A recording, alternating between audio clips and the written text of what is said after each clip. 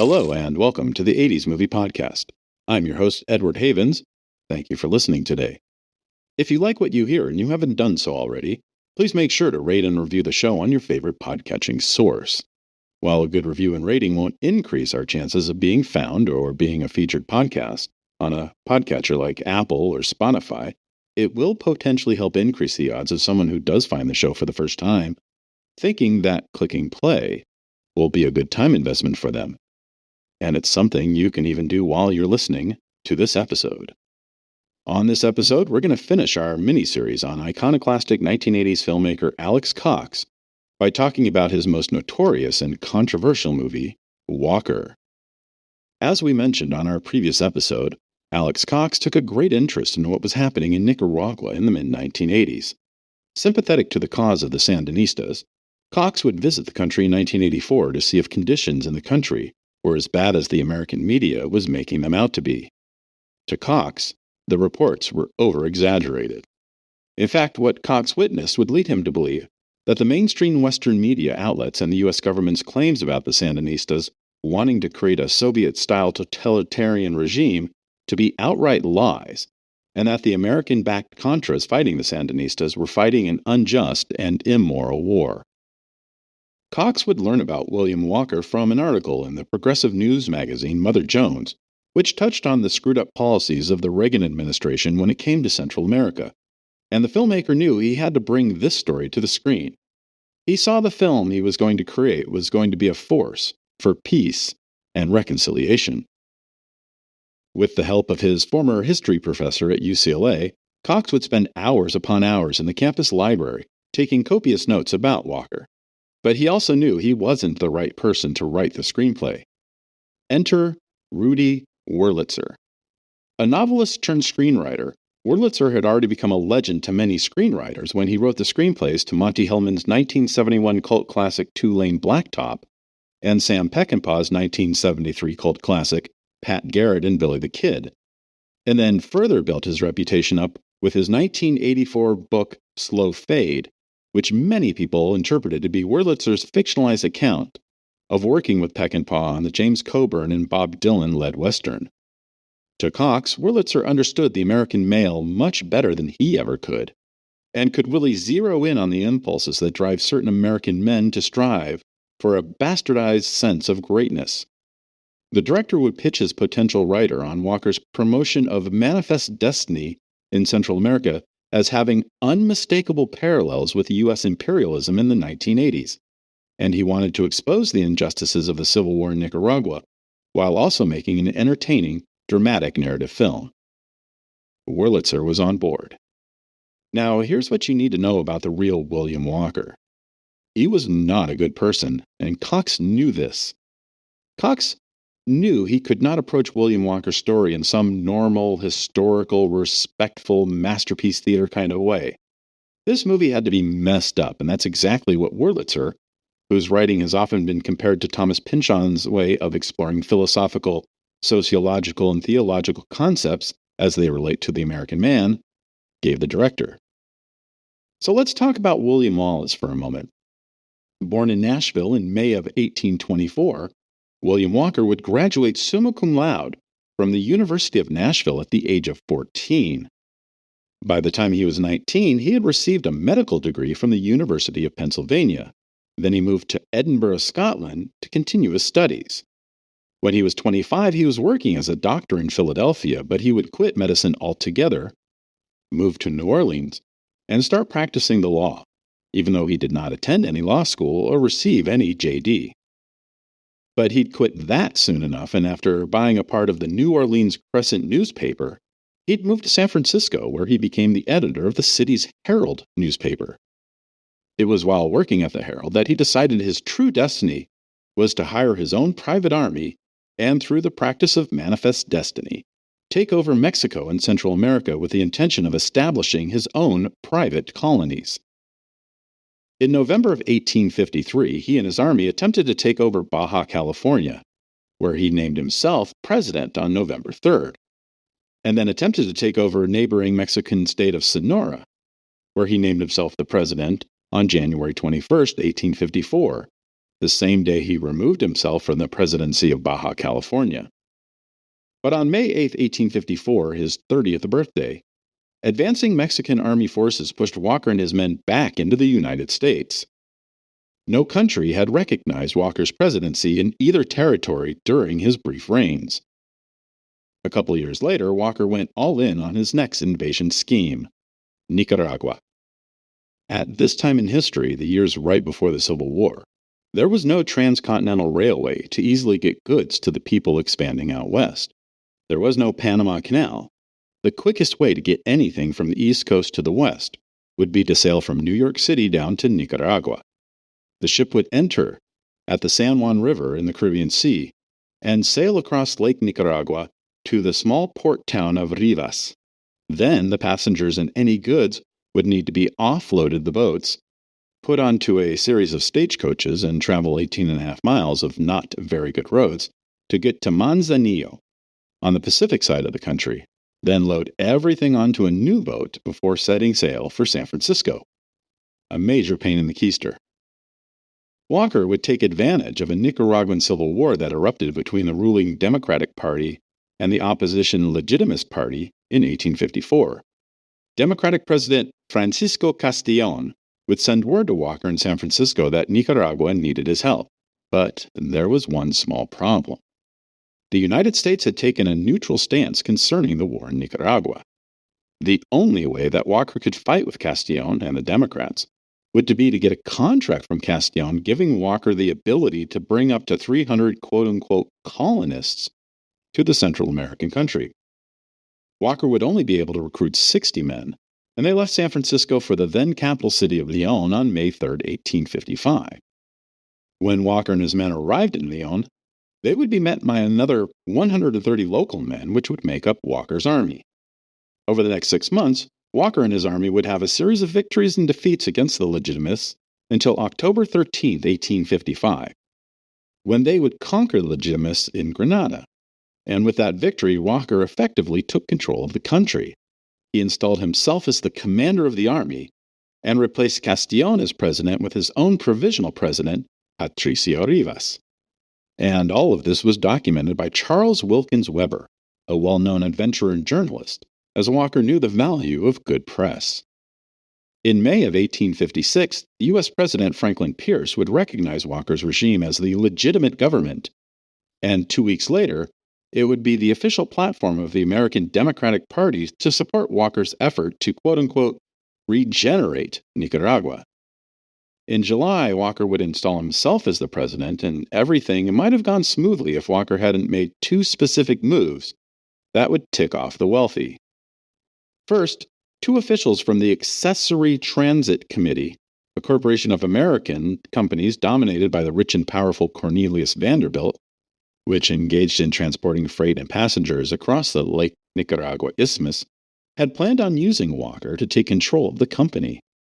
It was these 2 men who paid for Walker and his men's trip from San Francisco to Nicaragua, and it was they who advanced him funds to pay Walker's men and keep them fed and housed during all the conflicts.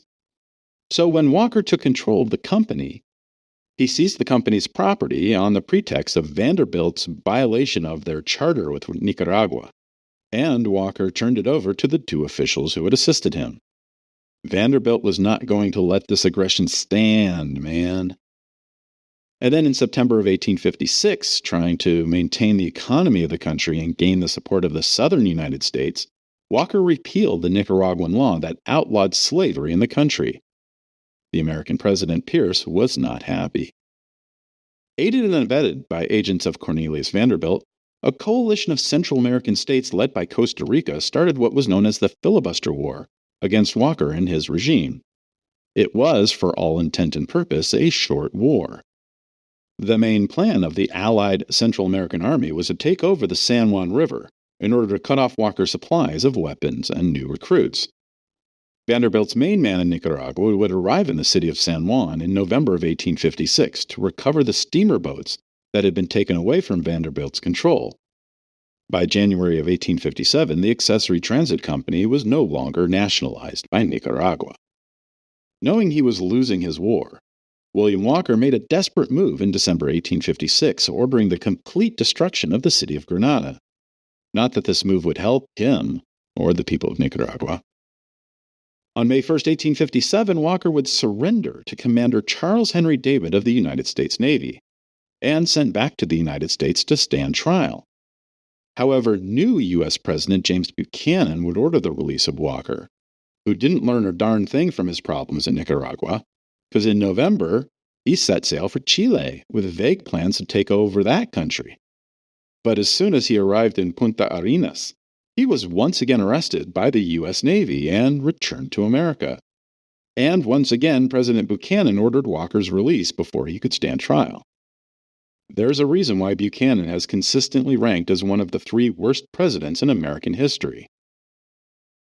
After publishing a book in 1860 called War in Nicaragua, meant to turn negative American sentiment towards him into something more positive, Walker once again set sail for Central America, this time to the island of Roatan, about 65 miles off the northern coast of Honduras, where the local governor requested his presence because of a growing fear that Honduras would soon attempt to take the island over. But by the time Walker landed in the city of Trujillo, the British Navy was there to arrest him. The British Empire had control of the islands in the region, and they weren't about to let some American mess with their affairs in the region.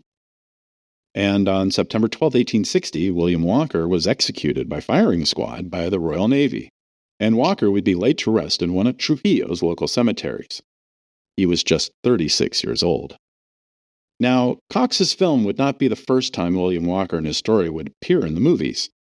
Gio Pontecorvo's 1969 movie Burr featured Marlon Brando as a British aristocrat named William Walker, and the story is partly based on Walker's Central American activities. But Pontecorvo would move the setting from 1856 to 1844 and make Walker's intentions in a Caribbean colony to create a slave revolt in order to serve the interests of a British sugar company. Byrne would be popular with late 1960s film critics, who were still riding high off the power of his previous film, The Battle of Algiers, although American audiences would not make the film as successful as one would expect a Marlon Brando movie to be. So how does one compete with that? The answer? You don't. Well, sort of. Marlon Brando and Ed Harris were both 5'9" and both exuded in their prime a sort of menace that made them feel bigger than they really were. Except in 1969, Brando had been one of the biggest movie stars in the world for nearly 20 years. He had been nominated for Best Actor no less than 5 times between 1951 and 1957, winning in 1954 for On the Waterfront. In 1987, Ed Harris had never been a movie star. He had appeared in a number of movies, gaining critical acclaim for his performances in such films as The Right Stuff, Places in the Heart, and Sweet Dreams, but he would not be nominated for any major awards until 1995.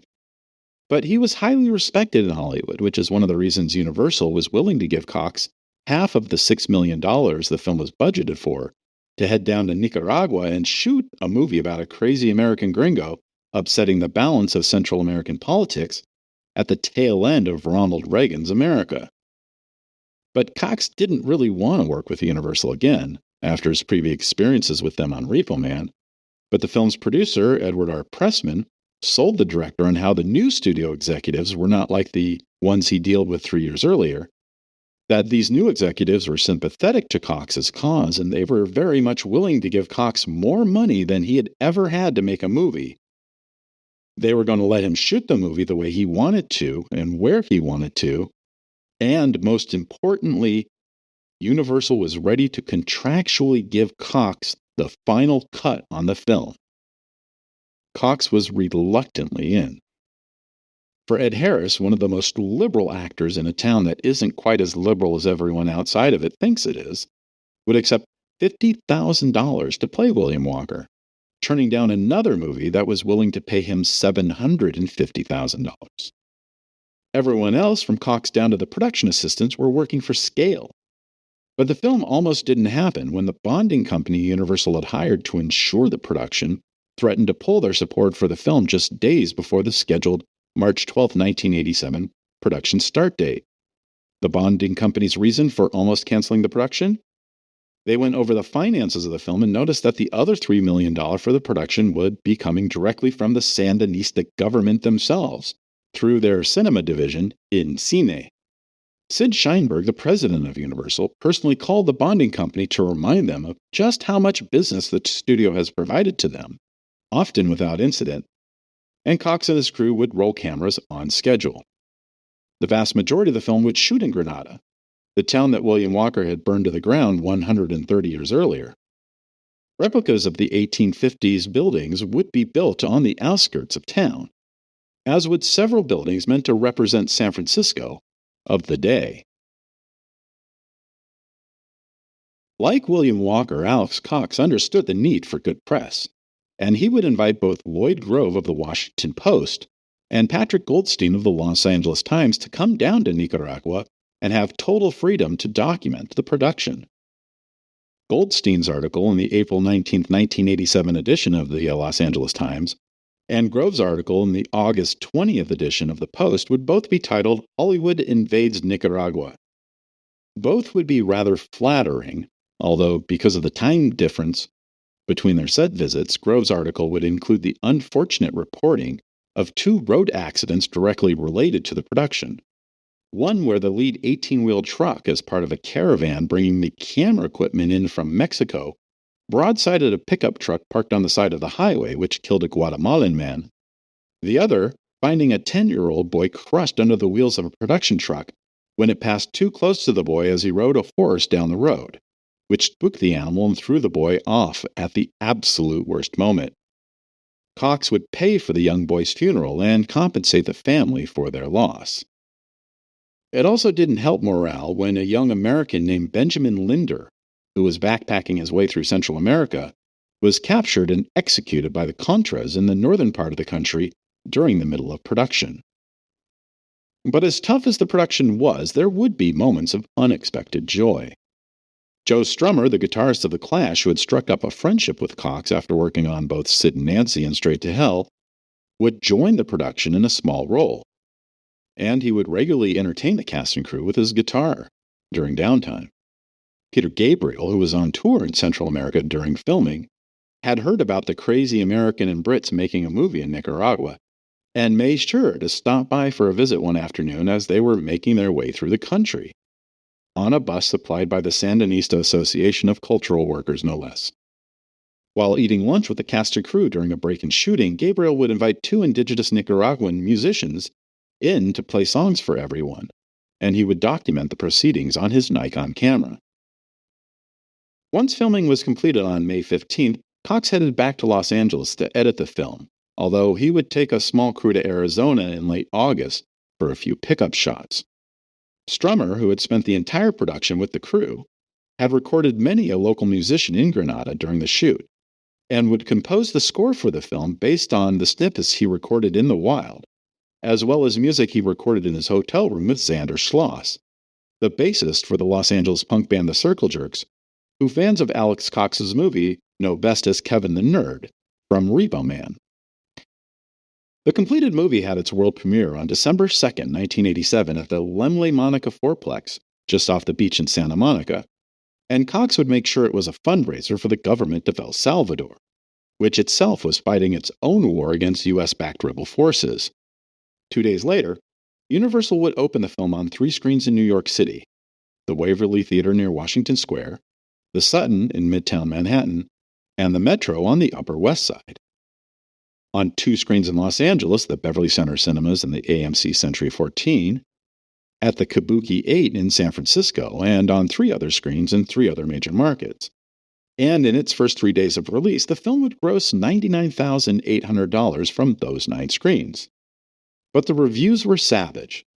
Most of the critics thought Ed Harris was great as Walker, but they had plenty of trouble with Cox's blatant and purposeful use of anachronisms, including helicopters, cars, full-color magazines, and Coca-Cola bottles, meant to highlight Cox's wanting to make sure the viewers understood the parallels between Walker's time and the modern day. In week 2, Universal would only add 3 screens in 2 other markets, but the overall gross would drop to $42,718, and Universal would quickly cut the movie loose. In week 3, the screen count would drop from 12 to 6, and the gross for that third week would fall to just $17,869. And in its fourth week, which was Christmas week, when the vast majority of movies see a major uptick in ticket sales because people are off work and kids are out of school, the R-rated Walker would only play on 3 screens and gross just $6,650, and it was pretty much out of theaters by New Year's Day. Although I was living in Santa Cruz at the time, I saw Walker at the AMC Century 14 during a short visit to Los Angeles in early December 1987. Linda, the mother of my then-girlfriend Rachel, had recently separated from Rachel's father and moved from Santa Cruz to Los Angeles. Most of my family was still in Los Angeles, and I hadn't seen them since August, so the two of us took a road trip down to spend some time with our families and see movies. Despite the fact that it was just the two of us together on the road trip, somehow we ended up catching up with my two best friends from Santa Cruz, Dick Hollywood and Beach, along with Dick's friend Bronco, who I didn't get along with much.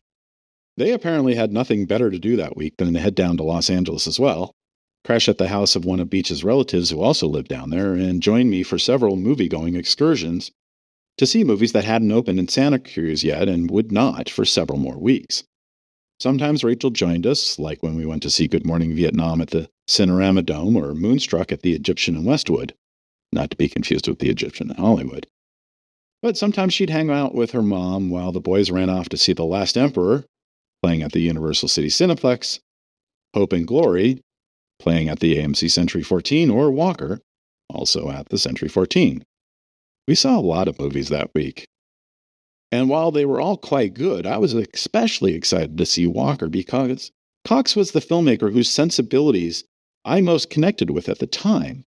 It would be years before I fully appreciated Bertolucci or Borman on a stronger level, but Cox was punk and new and told stories about crazy misfits in exciting fashion. Now, normally I hate the use of anachronisms in movies and television. Ask my friends or my long-suffering wife how much I hate Stranger Things because of all the anachronisms buried in its poorly researched text. But Cox was strategically using them on purpose to make sure the viewers got the juxtaposition between then and now. For me, it was exciting and bold and intoxicating. But audiences and critics weren't ready for it yet. Over the course of the past 35 years, the film has been revisited and reassessed enough where now it's better appreciated, and thankfully, the film is not as hard to find as many of the films we've featured on this show over the past 3 years, thanks to the Criterion Collection. Criterion would originally release the film on DVD in February of 2008, and would be upgraded to a Blu-ray release this past April. The new Blu-ray is packed with a number of bonus contents, including a feature commentary between Cox and Wurlitzer that is worth your attention. If you just want to stream the movie, you can do so on the Criterion channel. It's been years since I've seen Walker, but every time I have watched it, I am fascinated at just how good a filmmaker Alex Cox is. He was able to coax one of Ed Harris's best performances out of him, even though it's clear that both Cox and Harris absolutely loathe William Walker as a person and a character. The film is constantly making Walker out to be a joke, having the narrator be as optimistic about Walker's progress in Nicaragua, while showing that this is likely Walker's own delusional thoughts as the actions on screen betray what we're being told on the soundtrack. After Walker, Cox would have some trouble getting another movie made. Some say he was blackballed in part for continuing to work on a screenplay for an unnamed studio during the 1988 Writer Guild strike, even though he was not a member of the WGA. Some say he was just too much trouble to deal with. He was, according to him, the person who brought Mars Attacks to the attention of Warner Brothers, having spent years developing a script based on his favorite set of trading cards from his youth, along with John Davidson, the producer of RoboCop. But Cox would eventually be removed from the project in favor of Tim Burton. Cox was hired to write and direct a movie based on Hunter S. Thompson's seminal book Fear and Loathing in Las Vegas in 1992, as the company that owned the film rights to the book needed to get a film into production within 4 months before they lost the rights to the book. And it would be during Cox's writing of the screenplay with Todd Davies that Johnny Depp and Benicio del Toro would agree to make the film. But Hunter S. Thompson would not approve of the script that Cox and Davies wrote, and Cox would be fired from the project after earning his $60,000 screenwriting fee. When Terry Gilliam finally made the film several years later, Cox and Davies would be given credit for their contributions to the screenplay, even though Gilliam argued none of their material made it into the final film, and that Cox and Davies were neither the first nor the last people to try and adapt Thompson's book to the screen. Since 1990, Cox's work as a director has come outside the Hollywood studio system. Between 1991, when he directed the Spanish-language drama Highway Patrolman, and 2017, when his Tombstone Rashomon was completed, he would write and direct 9 films. His last 2, Tombstone Rashomon and 2014's Bill the Galactic Hero, were shot, as he originally wanted to do back in the early 80s, guerrilla style, and crowdfunded through Kickstarter and Indiegogo.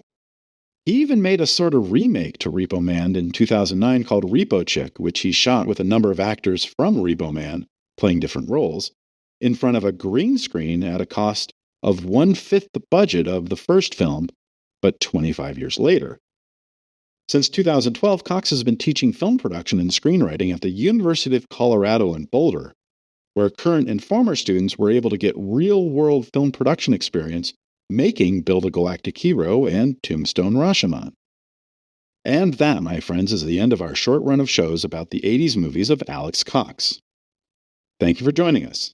We'll talk again next week when episode 87, about the adventures of Buckaroo Banzai across the 8th dimension, is released. Remember to visit this episode's page on our website at the80smoviepodcast.com for extra materials about Alex Cox and Walker. The 80s Movie Podcast has been researched, written, narrated, and edited by Edward Havens for Idiosyncratic Entertainment. Thank you again. Good night.